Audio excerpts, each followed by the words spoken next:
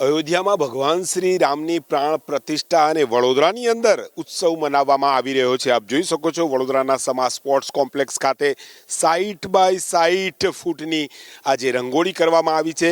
એક પ્રકારે આ વર્લ્ડ રેકોર્ડ સમાન રંગોળી છે અને સાંસદ રંજનબેન ભટ્ટના પ્રયાસને લઈને વડોદરાની અંદર એકથી એક અનેક કાર્યક્રમો યોજાઈ રહ્યા છે। ત્યારે જે રીતે વડોદરાની અંદર દિવાળી જેવો માહોલ દેખાઈ રહ્યો છે અને તેને લઈને વાત કરીએ। આપણી સાથે સાંસદ રંજનબેન ભટ્ટ મોજૂદ છે, તેમની સાથે વાત કરી, કેમ કે પ્રધાનમંત્રી નરેન્દ્ર મોદીએ કહ્યું હતું કે આ એક બીજી દિવાળી છે અને કોઈ સવાલ નથી। આપ જોઈ શકો છો કે અહીંયા તમામ જે બહેનો પણ ઉપસ્થિત છે।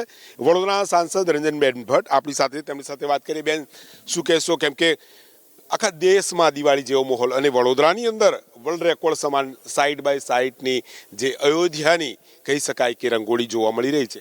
બિલકુલ, આ સહજ ગ્રુપ વડોદરાનું રંગોળીનું કમલેશભાઈ વ્યાસ અને એમની ટીમ દ્વારા 6 દિવસથી આ રંગોળી બનાવવામાં આવી છે। ભગવાન રામલલ્લા છે, અયોધ્યા મંદિર છે, આપણા વડાપ્રધાન નરેન્દ્ર મોદીજી છે અને સવિશેષ ભગવાન રામલલ્લાનો જન્મ થાય અને ત્યાર પછી વિદ્યા શીખવા જવું, વનવાસ જવું અને વનવાસ દ્વારા અલગ અલગ કાર્યો દ્વારા એક કૃતિમાં બતાવવામાં આવ્યું છે।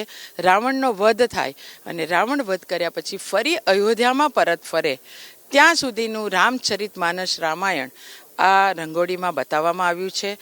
સાચે કલાકારો વડોદરાના એમણે પોતાની રંગોળીના માધ્યમથી રામલલ્લાની ભક્તિ કરી છે। કમલેશભાઈ વ્યાસ અને એમની ટીમને મારી સાથે જોડાઈને જે આ વર્લ્ડ રેકોર્ડ કર્યો છે, વર્લ્ડ બુક ઓફ રેકોર્ડ આજે એમને મળ્યો પણ છે, તો એમને હું ખૂબ ખૂબ અભિનંદન, ખૂબ ખૂબ શુભેચ્છા પાઠવું છું।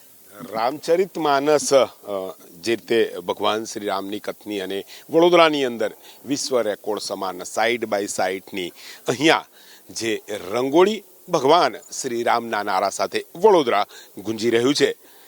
કેમેરામેન પરેશ ધોળકા સાથે લોરેન્સ પરમાર, એબીપી અસ્મિતા, વડોદરા।